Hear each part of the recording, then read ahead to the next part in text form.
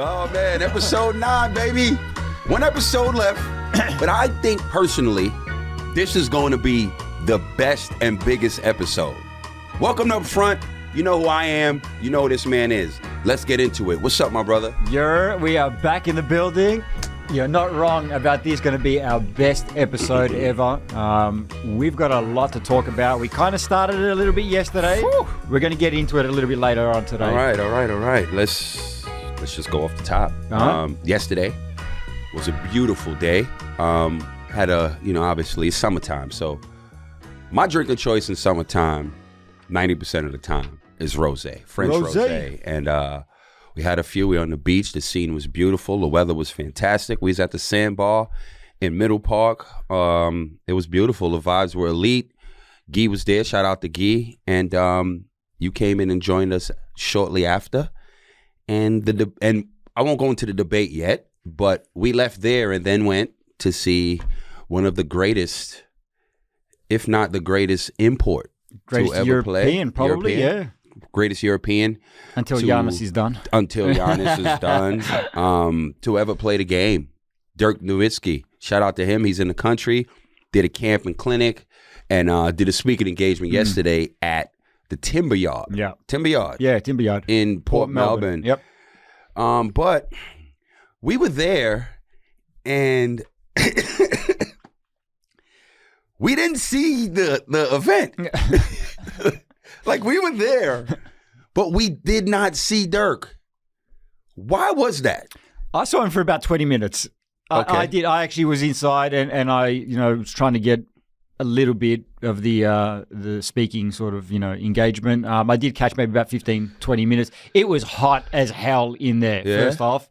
It was very hot. I do want to add, though, all the love shown to you again at the Timber Yard, man. Like, you couldn't get in the door because you had so many people coming up to you asking for photos. Can we have a selfie? Man, can we just chat to you? Can we do this? Can we do that? At one point, actually, that's why I couldn't see Dirk. I swear to God. Corey was outside, and Corey was outside, like, just by the door. I was inside, like, trying to watch Dirk, and somebody came up to me, and they were like, is Corey coming in or not? And I looked out, and you had, like, 3 people waiting to take photos with you. I was like, yeah, he might be a while out there. Man of the people, man. Much love. Look, energy don't lie. You know what I mean? If you're giving off positive vibes, like, people gravitate to you. Forget me, just in general. And there's so many things that I discuss on social media that people may not have an opportunity to voice their opinion about the subject matter. So it makes them, when they see me, yo, man, like, I was debating. Check this out. Me, Nick Kyrgios, which is CEO or GM, sorry if I got the title wrong, for Melbourne United, D-Mac's son, Guy, and like 2 or 3 Melbourne United fans. We were there literally. All was missing was cameras, talking about scenarios on what needs to happen for Melbourne United to make it. And I'm like, it ain't happening.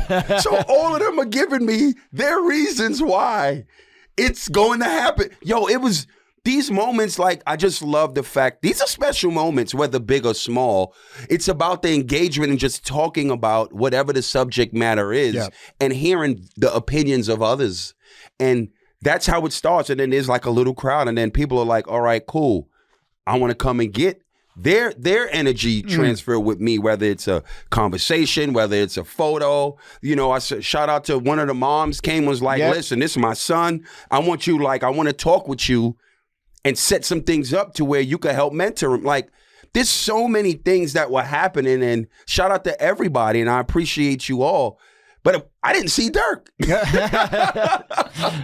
the LeBron debate. That was. Oh my God, that right there, dude. Go ahead. That started from earlier. That not even just yesterday. That started from a couple of days ago. It started last week when I saw on screen at 38, he was averaging 30 points per game. We're going to get there, but go Yeah, ahead. we'll get there. No, I was just going to say, we started, obviously you, Guy, and I were at the sandbar. That conversation started there. We were a little bit loud. I think at one point there was some people looking over at us. We will get into that in a few minutes. But I want to ask you now, obviously Bella was here, your daughter, last week. We had her in studio, got to meet her for the first time officially. I hadn't seen her since she was little running kid, around in the stands at Dykeman. At Dykeman, yeah. So it was good to sort of meet Bella officially. But she's gone now, hasn't she? Yeah, she left. She just landed about maybe 4 a.m. or something like that in LA. She's back now in Denver, but it's always bittersweet when she leaves or when I leave. All you can do is appreciate the time that you have. Make sure the experiences are great and fun because those memories, they matter. Yep. You know what I mean? I'll see her in a couple of months when I go back home, but it was beautiful to have her here and behind the scenes kicking it with her old man. Yeah, shout out to Bella. Hopefully she can come back Love down you, kid. Yeah, soon enough and to meet her impending new sister. No Is that doubt. the word, impending? I don't know if that's the right word. I don't know, but Gabby's coming next week. But Gabby's coming. Hopefully she comes down and can meet her Gabby is sister. coming next week, man. Philly's like, listen, dude, I'm ready. Like, I'm like, yo, we got a week. Don't worry. I got to go handle something. I'll be back. And Gabby's coming out the next day when I get back. And yeah, if Gabby don't come out on Monday, Gabby's coming out Tuesday. You know what I mean? So, like, we'll see Gabby next week, Lord willing. I saw something you posted the other day. You've done this a few times. You were donating some clothes. There was a whole bunch of shoes there, a whole bunch of clothes. Tell us about that. Shout out to my man Manny. He's the creator of Longhorne's Basketball Club, which is a huge basketball club in the Sudanese, area. He was one of the first Sudanese brothers to come over, and then he started seeing a lot of the kids getting into trouble and stuff like that. So he was like, man, I need to do something to help them. This is many, many years ago. And he created a basketball club. And when the kids would come over, like he would, yo, look, come hoop. And he's developed so many of the talented Sudanese brothers, like a lot of them, like Dengadel played there, Mango played there. So many brothers played there. So I've been the kid before with nothing, man. You know what I'm saying? And a lot of them come from, rough areas as far as the living situation now. And a lot of them go without. You know what I'm saying? I've been that kid. I've been the kid. And it's just a token of appreciation where, like, those were my sneakers. Like, it's not like anybody gave me things to give them. Like, I gave it out of my closet. Yeah. A bunch of, all of my, like, pretty much half my closet is gone.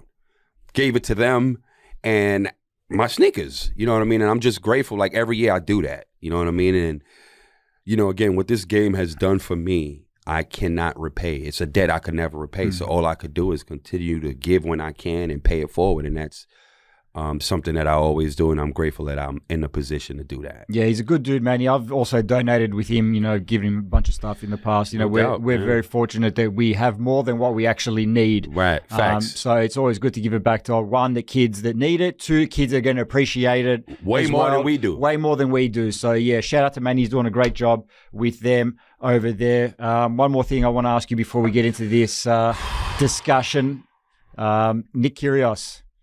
Been in the news again. Involves the Southeast Melbourne Phoenix. Tell us about it. Gonna see him a little later. We got to, we going somewhere a little later. We'll bump into the homie. Shout out to Nick. He's now part officially of the NBL in a major way. And I said this a couple years ago. I was like, yo, like, guy like him, as much as he loved hoops, how is he not a part owner of a team? Canberra was coming. We was talks that Canberra was coming or maybe joining NBL. And I was like, yo, like, Nick, if he needs to be a majority owner of that team, because I believe that's where he's from. Correct. So it would only make sense. But if not, he needs to be a part owner of a current NBL team. So there's no surprise to me. I mean, he loves hoop, and you need a guy like that. It's essential for a guy like that. I can't wait to see more people start that are Aussie and prominent in sports today in Australia owning teams. Yeah. That's not hoopers. It's great for Ozzie Hooper to be a part owner of a basketball club. That's dope. You need that. But now there's tennis. It's a tennis superstar, right? Now we need some actors, actresses. You know what I mean? Yeah. Really start pouring into the game, because I'm telling you, the game ain't going nowhere, and it's gonna continue to grow. Correct. So shout out to him. Shout out to Nick, yeah, and like you said, he's a guy that truly loves hoop. You Facts. know, so it's a I mean, I guess if it was up to him, he'd probably be a professional basketball player rather than a tennis I mean, player. he'll tell you. Just look at the tweets. He said it. Like, he said it. So shout out to him. Great to have a guy like him involved with No the league. doubt. Absolutely. All right, Corey, it's time.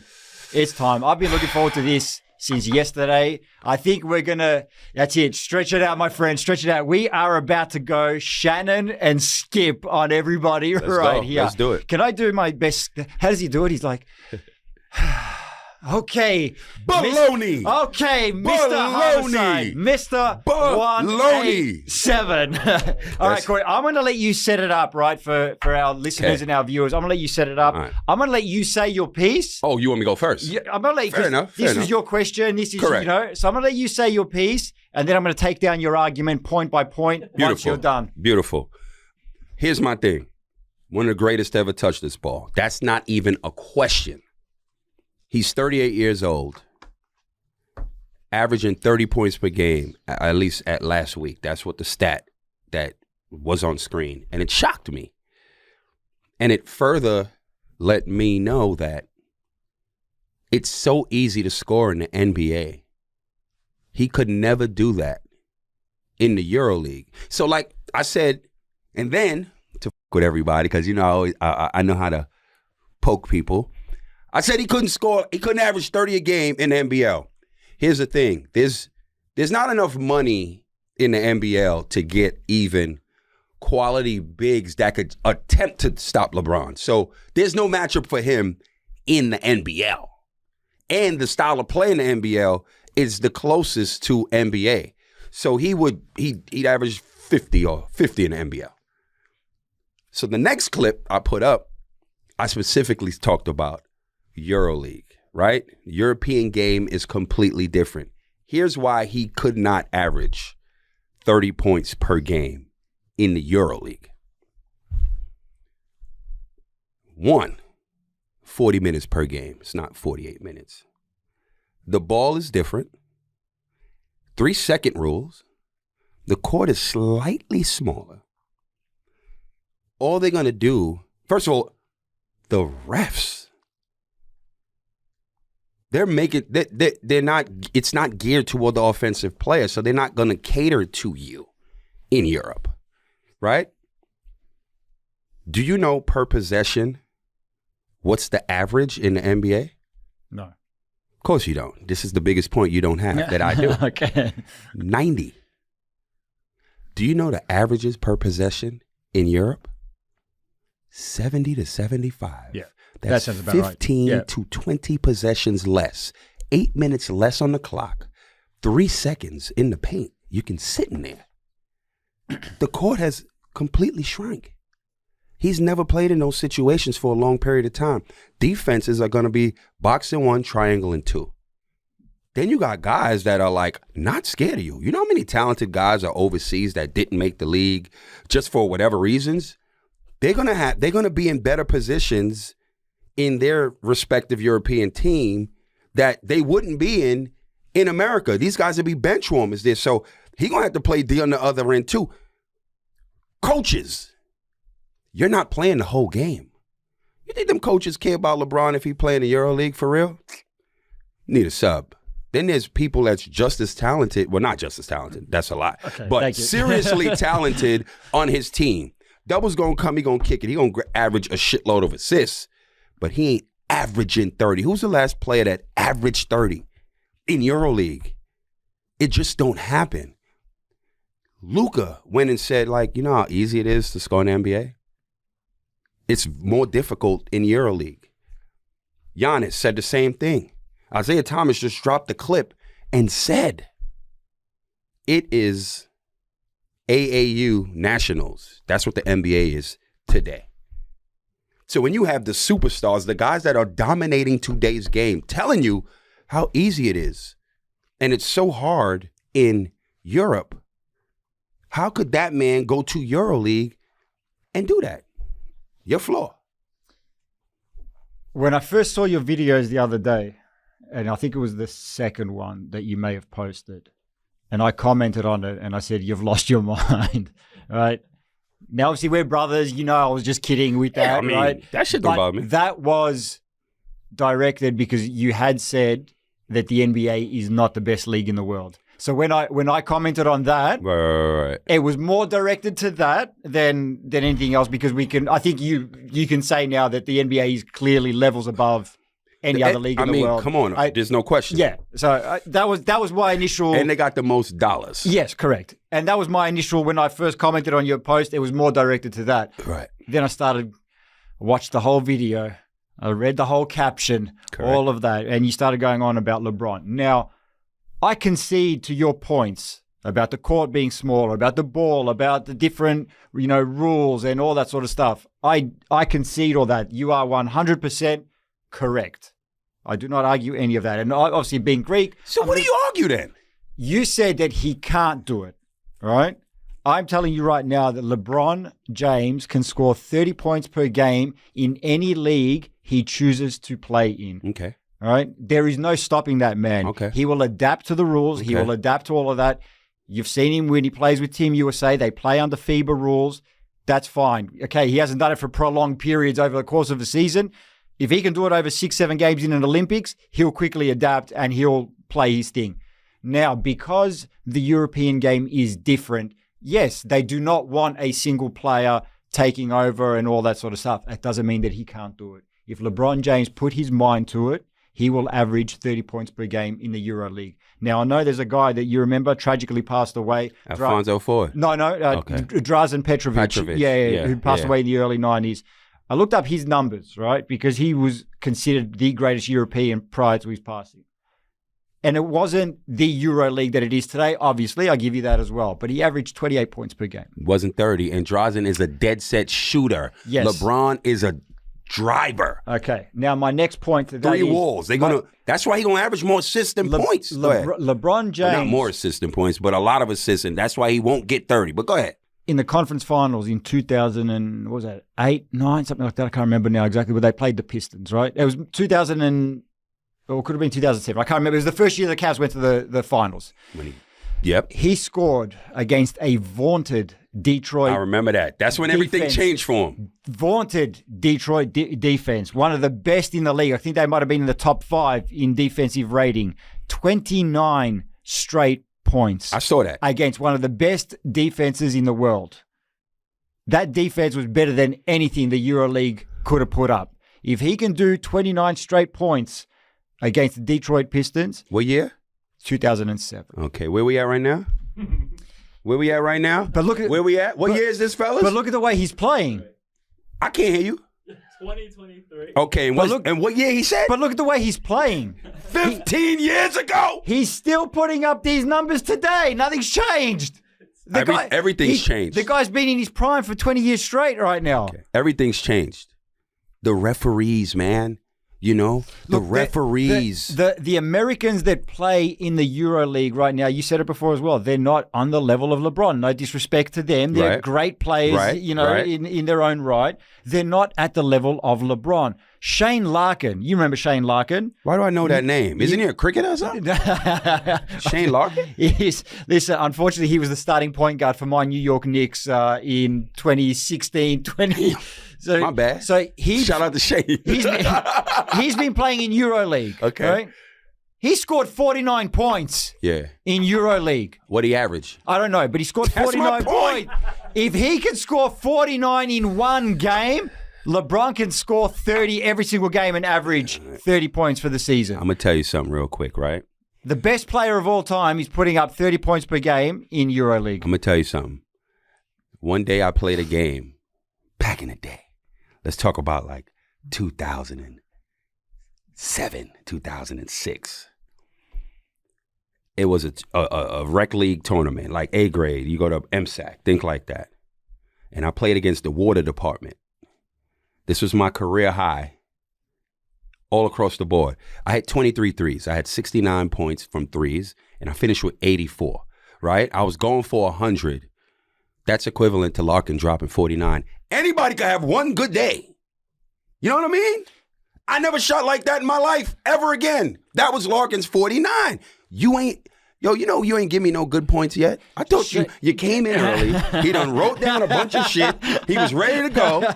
He ain't give me one point that counted anything. All he's saying is LeBron could do it. It ain't happening, man. Shane Larkin, the NBA's, we agree, the best league in the world. Right? You know what? Look, the NBA is the best. Okay. No question. If he can average 30 points in the best league in the world, he can average 30 points in the second best, in the third best, in the fourth best, in the fifth best. The rules are different, man. Me personally, this is, you know why I love this conversation?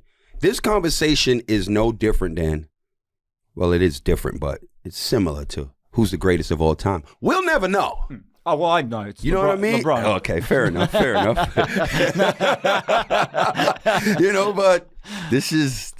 what do you guys think? That's just what I want to know. Based off our points, what do you all think? That's just what I really want to know. Look, we're going to be posting this clip on social. We're going to be, doing some polls and getting people to weigh in. But like I said, a player of LeBron's caliber, if he wanted to, can do it. Mm-hmm. Whether the coaches allow him to do it is a different story, but he can do it if he wanted to. That was my point that I was trying to get across. Fair enough. But the wild thing is this, though, Nick.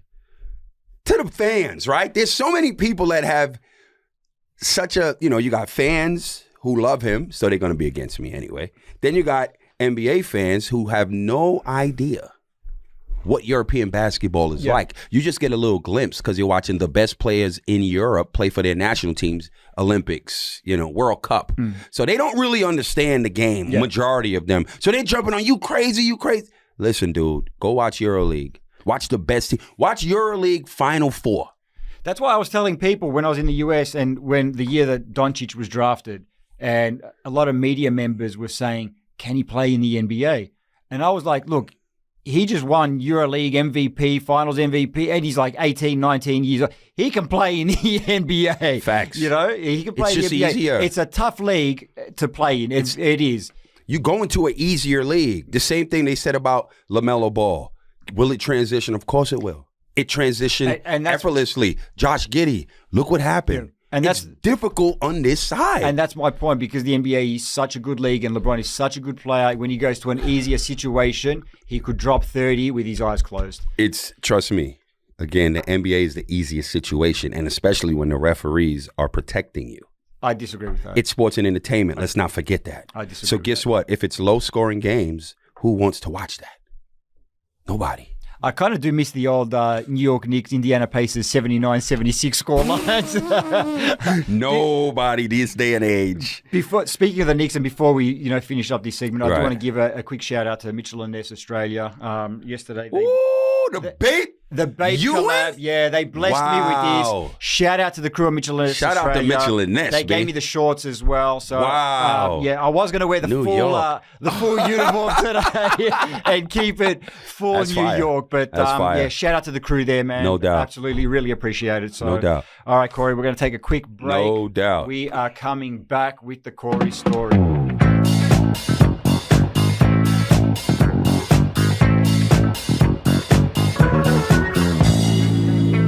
All right, guys, we are back. It is time for the Corey story. And once again, I'm actually in the dark about where we are going today. I don't know where Corey's going to go with it. So, Corey, the floor is yours. Where are we headed today? Funny, man. I was, whenever I'm with Isabella and we're having lunch the other day, I'm always just like, I'm just give it a game just in life, and a lot of the things I discuss is more about resilience, keep pushing. And I was so proud of her because she had to push because her knee, she shattered it all. Doctor said she would never be able to play volleyball again. And for a young female, let alone a young athlete, but a young female, that would have been earth shattering. It would have rocked her whole life. Because when you're young, if you play any type of sport, it's usually your identity. You know, it is what it is. Like when you're an athlete, like if you're a good athlete, like it just builds you up more, at least people or whatever, right? So I told her mom when the doctor, because it was COVID, we were stuck here, locked down. I couldn't even be back there. I told her mother, because after surgery, her mother obviously called me, was like, look, here's what's going on. You know, the doctor said she'll never be able to play again. I said to her, fuck that doctor. Ain't nobody fucking telling me my daughter will never play again. I said, you don't ever tell her that. I will never either. I took her to the best rehabs. I had the best people training her. And it was so hard for her. And I couldn't tell her. And her mother wasn't telling her. And insurance don't cover that. You got to pay that out of pocket. Yeah. You know what I mean? So I was like, yo, listen, I got one. You crazy? That's why I bust my ass to make sure whatever she need, she got. It took 2 years. And this year, they won the conference championship. And they went to the NCAA tournament, and she was starting by the end of the season. And I always talk to her about resilience, right? And we ended up talking about that. And after, when she passed my eye test last summer, we was playing outdoor volleyball in the grass. She was playing tournaments with some of her teammates. Obviously, she was out of shape, and but she was playing instinctively, and that's what you need. You need to pass the mental test throughout all the rehab. You need to believe that you can still move again. And it was then, we was in Connecticut, it was then I was like, yo, you be all right. I can see you passed my test. And I was like, yo, I got something to tell you, man. And I wasn't going to tell you. Me and your mother promised not to tell you. Doctor said you'd never play again. She just started crying, and I hugged her, and I was like, yo, listen, man, like, life is about resilience. And I believed, I said, like I told her everything what I told her mother about the doctor and where the doctor needs to go. Because you was going to play again. And that's just the biggest story about her and resilience. And she has so much character. And a lot of times in life, people want their kids, obviously. You don't want your kids to go through any type of pain, right? So you try to protect them so much. But at some point, you got to release them and send them to the world. And I would have rather her go through that at 18 and get through it. Because now in life, anything hits her, she can get through it. She can get through it. And this hence me going now into my story. And the story that I'm going into is the time I quit basketball. So, man, again, like I have to always start out with this part. When you do not have a big name or a big reputation, big CV, bio, resume, whatever you want to call it, the odds are stacked against you. It's due to your resilience and perseverance that's going to get you through. Nothing else is going to help. There's no handouts. Nobody wants a person they have to develop. They want the make my job easier to sell you. Yeah. That's what agents want. Agents don't want hard work. Because that's little to no commission and or job placement, which means you putting all this time into this talent, and you might not even be able to move the fucking talent and get them a job. So it was hard. I ended up going to a DVD place back in them days. VHS tapes. This specific year, I did not have a job. It was a year I had Bella. I went to Brazil the year before, killed. Thought I was going to get a job the next year, and the agent that I had just went ghost, right? Again, couldn't move me and didn't have the balls to call me, so he just never responded. Wow. So I'm home in Denver, a newborn, no job, on the shelf, like, fuck I'm going to do? I ended up getting, I put the highlights together from all the games I played in Brazil. And connected the VCRs, got a blank tape, recorded it, and did my highlights. Oh, wow. This ain't no YouTube back then. Yeah. So I'm like, start, stop. Let me put that here. So I created a mixtape, basically, right? And we were in the gym currently. So I'm showing you what I did last year, and right now I'm on the shelf. So let me show you what I look like today, working out in the gym. And the guys I was playing with, like, they were home too. So there's guys in the gym, 6'9", 6'10", like hoopers. They just were home. And I put that as well on the tape. And I went to this video duplication company. I said, listen, man, don't have a lot of money. I got this highlight tape and I want to get a bunch of copies.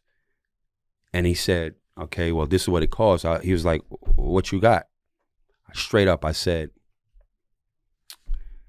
well, I got a plug on tickets to go to NBA Nuggets games. I can give you some seats. He was like, I understand, like, I told him my story. He's like, yo, I understand you trying to make it. I got you. Just bless me with some tickets. I was like, bet. So we bartered, right? Yeah. That's the barter system. That's the barter system, yeah. He put the tape in. He might have made 50 copies. Labeled them up, put the stick on it. My name, my address, my email. And the other plug that I had was a guy that worked in the mailroom of one of the biggest law firms in the world in New York. You know what he gave me? He gave me the FedEx code. I went online to a big basketball website, FIBA.com, FIBA basketball. Yep. And there was a link. I don't know if it's there now. There was a link on the page that said agents page. Uh-huh. So it's the whole, basically like who represents who, basically, like a directory thing. There you go, like a directory. Yeah. So what does Corey do? Corey looks at all the dope players that I was rating for each team, what they average and their numbers that play my position, and what I did. Who's their agent? What guards do that agency represents? Damn, they got good guards. They got good jobs. Let me get this agent's address. I was shipping those tapes out all over the world. Listen, I'm telling you what I had to do. Yeah. I shipped them shits out all over the world. Lucky I had the FedEx code too, and it was going like 3 days. Yeah. Bang, bang, bang. And I'm like, yo, let me just sit back and see. Somebody gonna like this. Yeah. It's like my elevator pitch. It's like a artist. It's the artist that's selling music. At the trunk. Straight up, like on 42nd, yo, please listen to my music. Yeah. I'm slinging. Let's see who rock with me. My man Larry Cubis, God bless the dead, hit me back. He was a brother from New Jersey. He died. But he believed in me. And he was like, yo, man, like, let me hear your story. And he understood again. He understood street ball because he's from the East Coast. A lot of people don't understand that. Different a lot culture. of people think that shit is N1. That's why I hated N1 till this day. That's a whole nother story.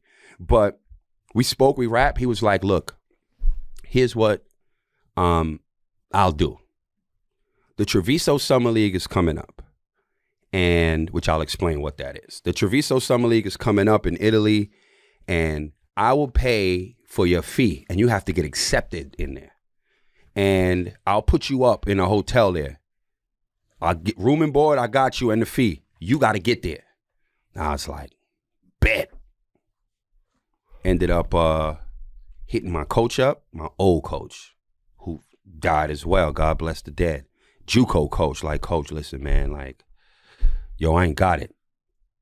He was like, I'll give you half for your flight.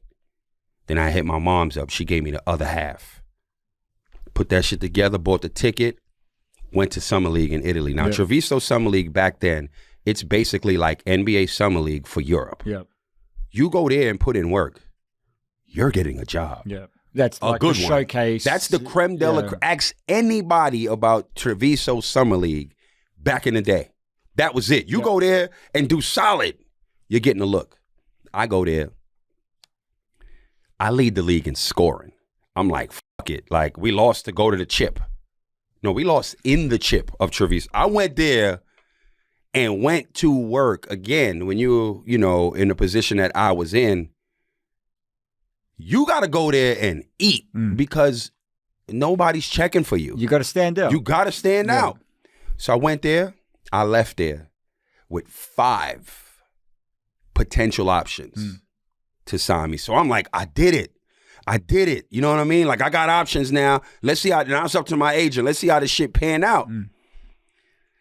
Option number 1, took a guy with a bigger resume. Option number 2, took a guy with a bigger resume. Option number 3, took a guy with a bigger resume. Option number 4, took a guy with a bigger resume. Option number 5, took a guy with a bigger resume. Yeah. Man, like, I cried a lot. I don't remember, like, I cried so much after the 5th one.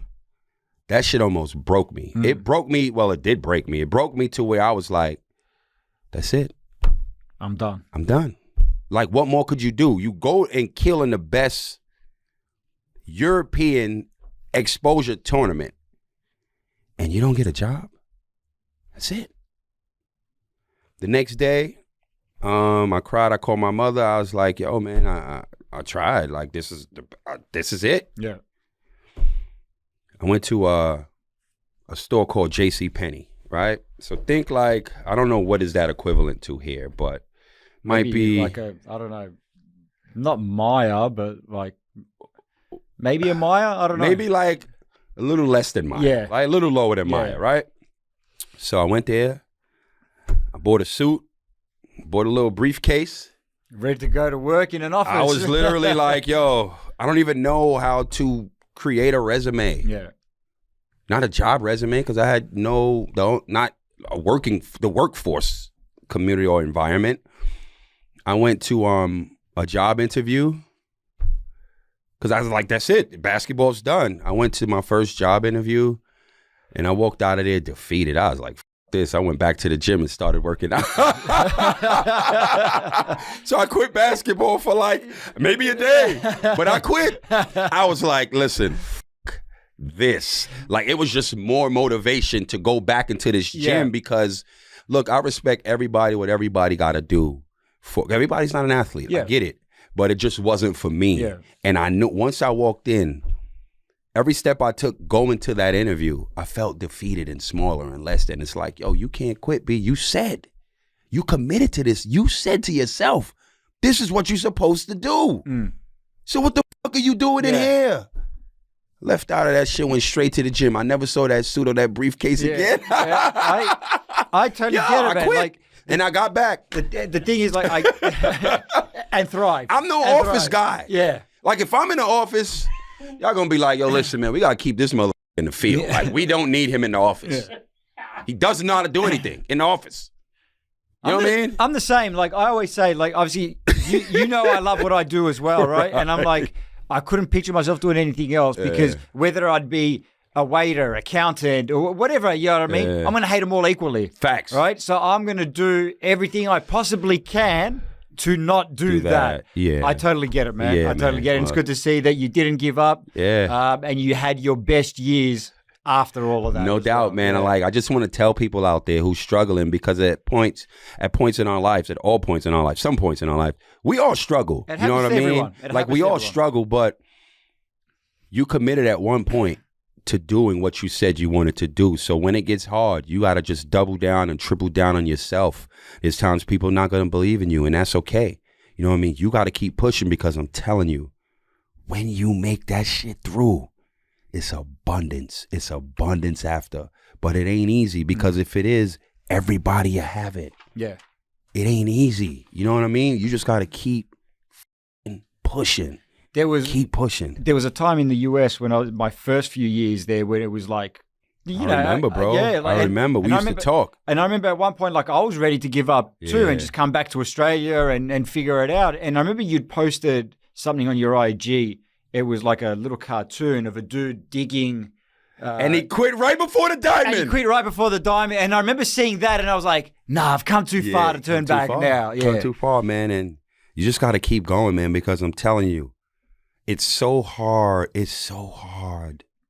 It is so hard. But when you break through, man, it's definitely worth it, man. It's so you forget how hard it was. Yeah. Because you've arrived. Yeah. You know what I mean? Whatever your arrival is, like, everyone's arrival is different. But you hit the point that you strive to hit. Yeah. And it was all worth it. And it just makes for a better story anyway.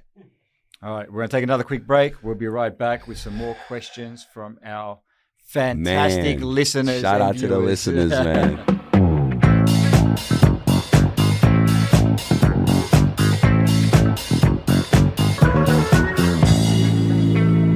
All right, we are back, Corey, and once again, we've got some fantastic questions from our listeners, our viewers, man. Shout out to everyone that keeps sending these questions. Shout out to the fans, baby. We love you, man. And you know what? If you see us in the streets and you got a question, shout it out. X. We may not answer it on the street, but we'll answer it on here. No doubt. All right, let's get into it, Corey. We've got 5 questions we're going to get through today. First one comes from Craig.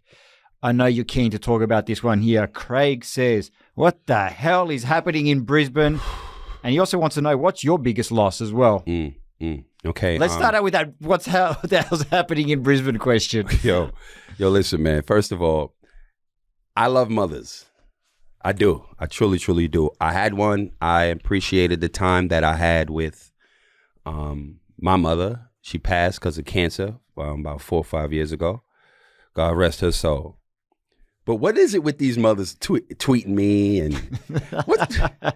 Yo, moms, I love y'all, man. I always look. I didn't even see when Craig Randall's mom had messaged me. Yeah, or, commented. I didn't see it, but moms, I love y'all. That's all I'm gonna say, man. Like I just call it as I see it. You know what I mean? Like how can I not talk about a 50-point ass whipping? Like I'd be a hypocrite and be a politician if I do not talk about that. Yeah. Right? So a relegation rule needs to come in the NBL. Ouch. It does. It really does. Like it does in every other strong league in the world. It happens. If you finish bottom 2, you go to NBL 1.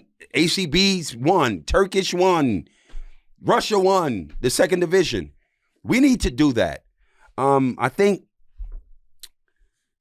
I'd blow up that whole team. I wouldn't want nobody back. I'd take Gak back. I'd take DJ Mitchell back. I'd keep the young players. I'm personally blowing up that team. That is a disgrace. It's a disgrace to the uniform. It's a disgrace to the organization. You are a professional. In a 40-minute game, you lose by 50? 50, Nick? When you told me the score last night, 50? I asked you to repeat that back like 3 times. I was like, is that the final score? 50? Yeah, it wasn't good. Go ahead, bro. I don't think this one's good. The next question is not going to get you as animated, right? It comes from Oscar. He wants to know, what are the top 3 pairs of kicks you've ever owned? Dior Jordans. Chicago Off-White Jays. Damn, these just all sound like Jays. And I knew they were going to be the top 2, though. One of the illest pair of sneakers I owned, and I'm actually I can't wear them no more. Which, the Yeezys. Like I love my foam runners. But I could never stand for or represent what Ye was spitting. You know what I mean? That's hate, and we ain't about that. So those are the best 3 sneakers. For me, I'm going to, give my answer on this, even though Oscar didn't ask for it.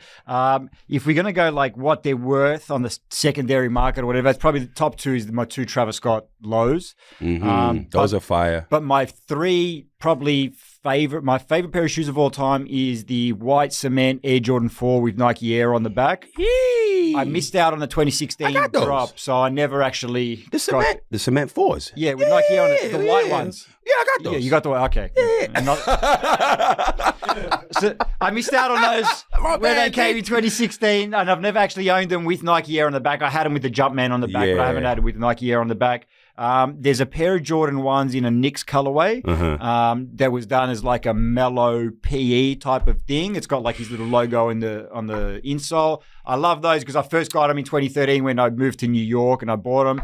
And my other favorite is probably, one of my favorites is an Air Jordan 2. Again, it's a mellow PE in the Denver Nuggets colorway. I got to go with my boy Mello, man. So they're probably my 3 favorites that I like right now. Yo, man, something just hit me, and I got to talk about this. You guys will laugh, of course. Laugh at my pain.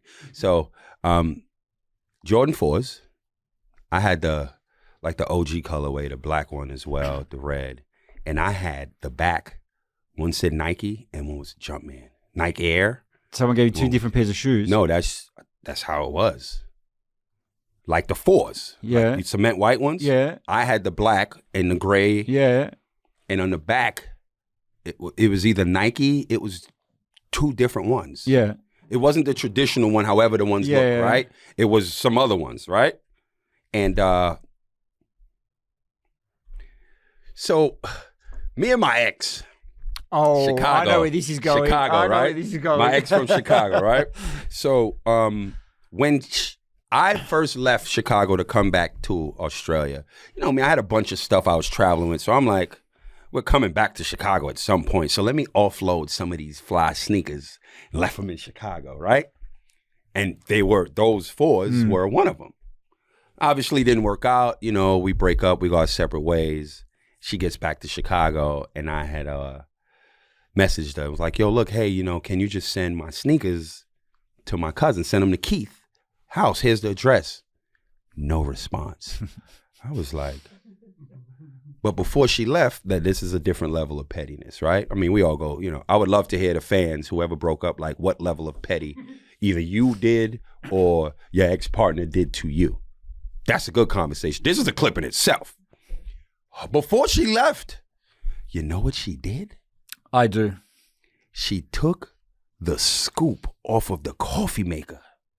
Now, I got a nice coffee machine, right? Shout out to all the coffee aficionados. You know, you wake up in the morning, you drink your coffee. So the coffee machine that she bought in the house, it was dope. Breville is the brand, you know, some fire shit. She took the coffee scooper, so I could not make coffee anymore. Yo, that's a different kind of petty. So here I go. I'm like, I'm ready to go get I bought some grains, you know.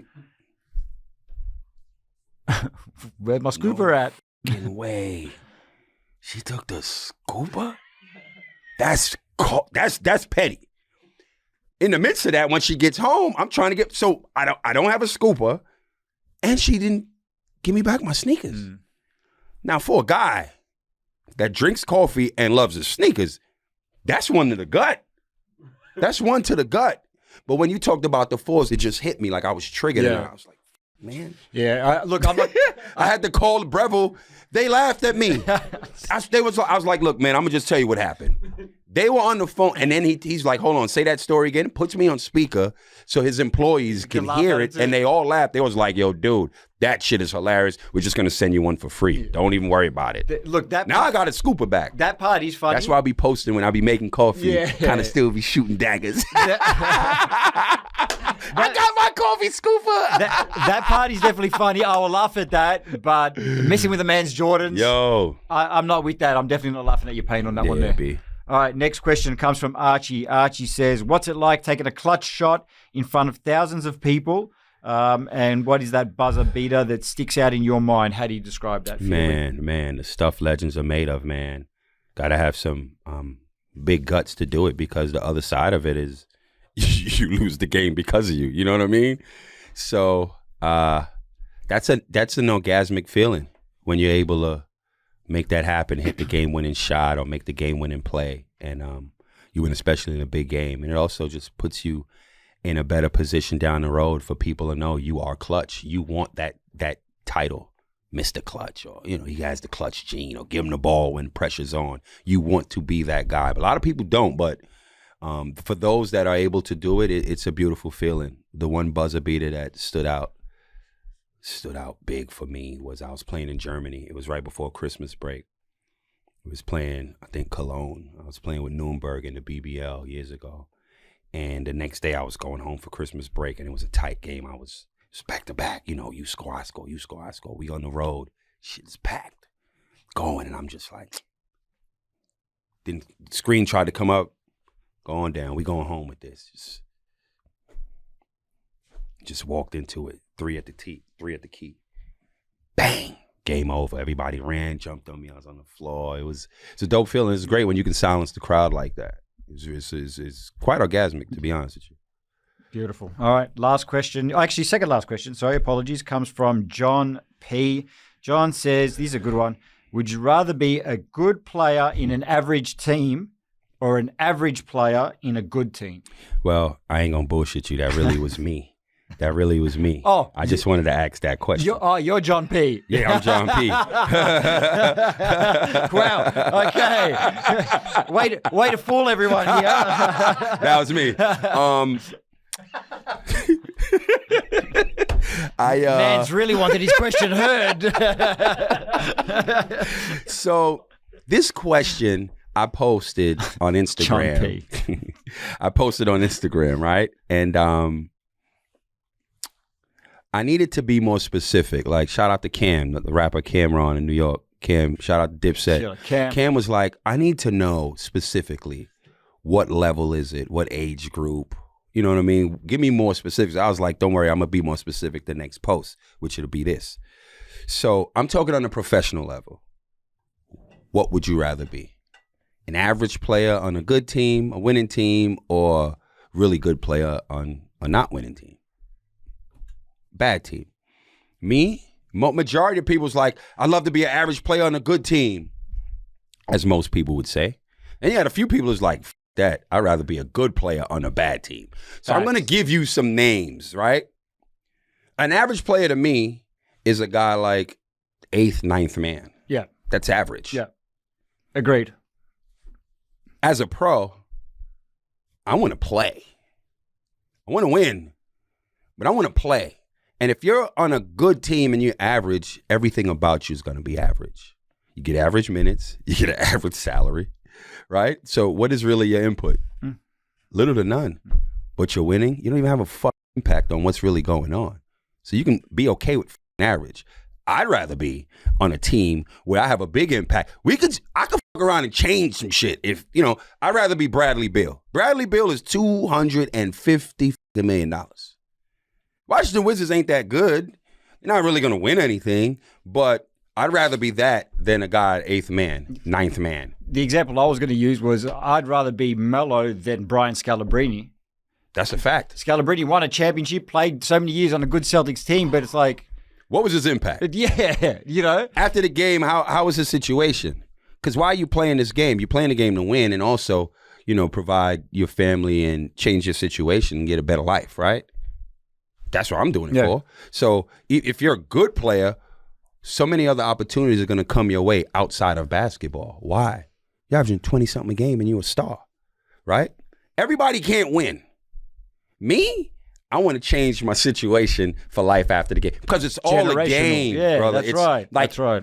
You're playing a game that's bigger than the game you're actually playing, but most people don't even know that. Yeah.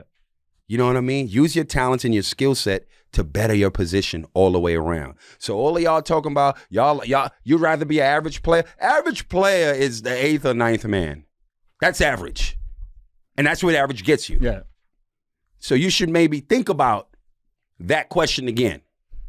How many guys got championship rings and ain't done shit to deserve? Whether you were there or not, the situation don't change. That's average. Now, answer that question again once we send this clip out.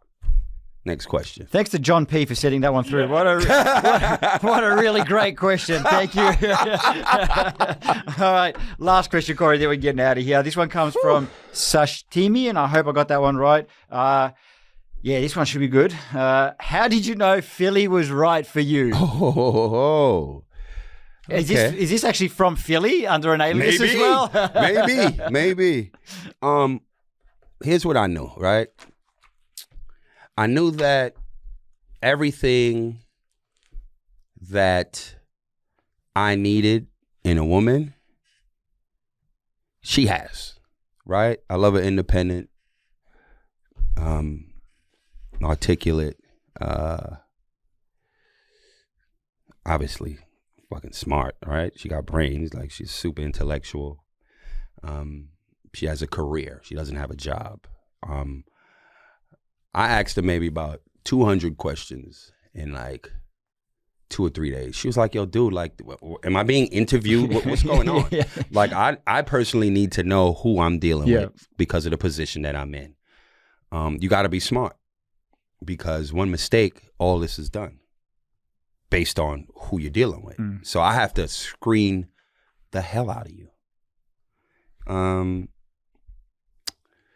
I then said to her, what's the biggest thing that you like most about yourself?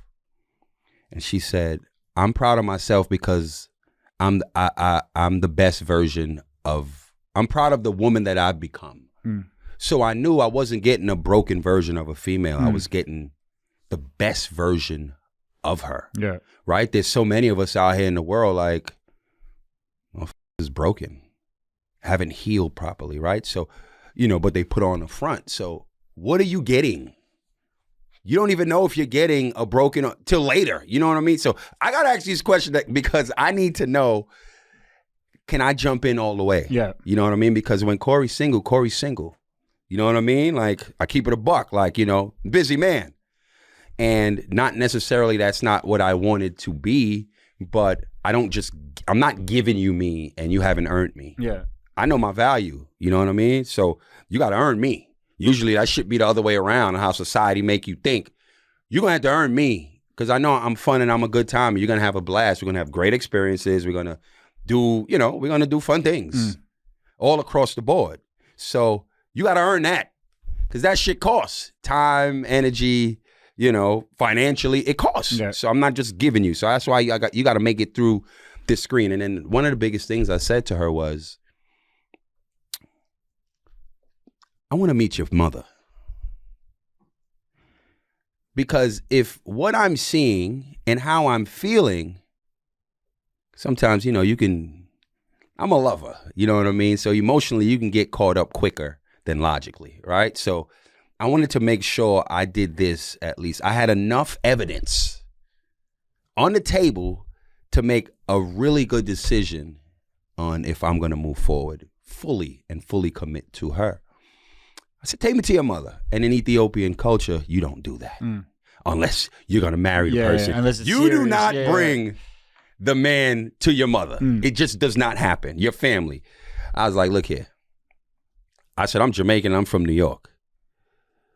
I need to meet your mother because I need to see if you are who you say you are. She's like, Corey, like, I don't do that. Like, I said, listen, I ain't Ethiopian. For me to feel at ease and bring it down, I need to meet your mother. Once I met her mother and her sister's husband, her father's in Ethiopia. That's why I couldn't meet him. But I knew, I was like, that's the one. That's how I knew. And that's my buddy, man. Like, I like her. Like, you can love somebody and not like them. Yeah. I love a lot of people and don't like them. I like being around her. She's fun, super chill, and she's a little comedian. So we laugh and have a good time all the time. And I think that's the best fit for me. I think, like, I want her. You know what I mean? Outside of all of those other things, like, I love her. And I want to be with her. You know what I mean? Like, I'm not settling. Like, Corey never settles. Like, so I'm just very happy that I found someone that I'm really compatible with and happy to be with. That's how I knew it was her. Once I met her mother, that was it. It was a wrap. Shout out to Philly and the fam. No doubt. Okay, fellas, ladies, kids, boys and girls. This is the end of our show. Episode 9. I need you all to like and subscribe. You can comment too, but besides commenting, please like and subscribe. And share. Tell a friend to tell a friend. Peace.